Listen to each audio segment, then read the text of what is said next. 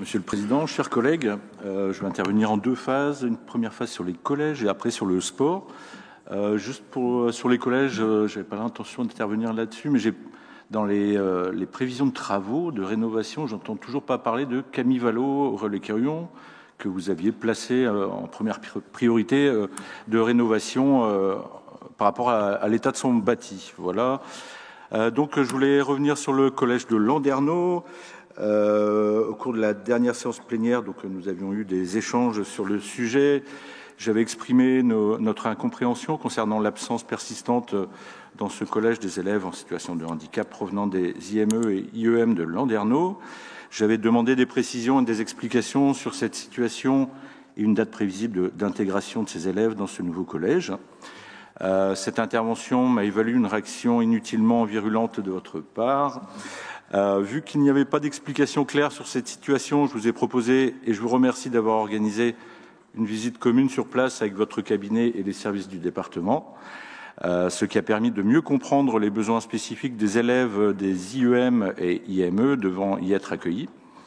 Lors de cette visite, il a été relativement rassurant de constater que l'obstacle principal à leur accueil ne réside en fait pas dans un problème structurel ou d'accessibilité du bâtiment, mais dans l'attente d'un protocole d'évacuation. Ce protocole devant être rédigé par les IME et IEM doit définir les conditions de sécurité et les mesures nécessaires pour accompagner ces élèves en cas d'urgence, donc en cas d'évacuation. Certains de ces élèves ayant des difficultés à évacuer seuls ou à réagir face à un signal d'alarme par rapport à la perception. Il est donc crucial de mettre en place un dispositif adapté. Ce travail de concertation et d'échange sur le terrain, suite à notre interpellation, montre que nous pouvons travailler ensemble sur des sujets consensuels, éviter des malentendus et peut-être permettre à ce que vous ayez des propos plus mesurés à l'avenir lorsque nous vous questionnerons ou alerterons sur différents sujets.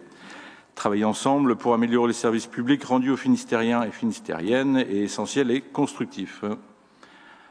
Sur le sport. Merci. Juste, pardon, si vous me permettez de répondre juste sur cet aspect, puis je vous laisse sur le sport.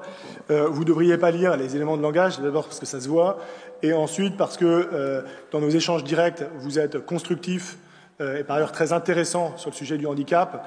Et quand vous lisez les éléments de langage préparés par d'autres, il y a des pics qui ne vous ressemblent pas. Néanmoins, je vous remercie d'abord, moi publiquement, d'avoir bien voulu répondre à cette invitation à visiter le collège Charles de Gaulle, dont on voulait vraiment en faire un collège exemplaire sur le plan de l'inclusion.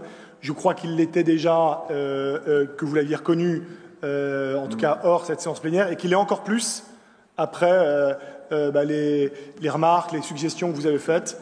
Et donc, j'oublie les deux pics, à mon avis inutiles, mais qui ne vous appartiennent pas. Je vous remercie, moi, franchement, de votre implication sur ce sujet du handicap, qui est la priorité du mandat. Et je vous redonne la parole sur le sport. Alors, le sport, concernant les aides aux associations sportives, je souhaiterais soumettre quelques propositions au nom du groupe Finistère et Solidaire. À plusieurs reprises, nous avons fait part de l'importance de développer une politique sportive volontariste pour encourager les pratiques sportives des publics accompagnés par le département.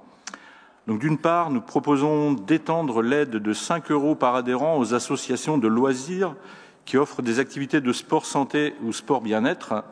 Bien que non affiliées à une fédération reconnue par le ministère des Sports, ces associations jouent un rôle essentiel dans le maintien de la santé physique et morale, mentale de certaines populations vulnérables, telles que des personnes ayant eu des problèmes de santé, personnes âgées, les aidants. D'autre part, nous proposons une augmentation de l'aide pour les associations affiliées à la Fédération française handisport, afin de prendre en compte les surcoûts liés aux équipements spécifiques et à leur entretien. Une aide différenciée à hauteur de 10 € par adhérent au lieu des 5 € pour ces associations permettrait de mieux soutenir le développement de ces pratiques, source d'inclusion et d'émancipation pour les Finistériennes et les Finistériens concernés. Nous sommes disponibles pour y travailler et améliorer ensemble la politique sportive du département.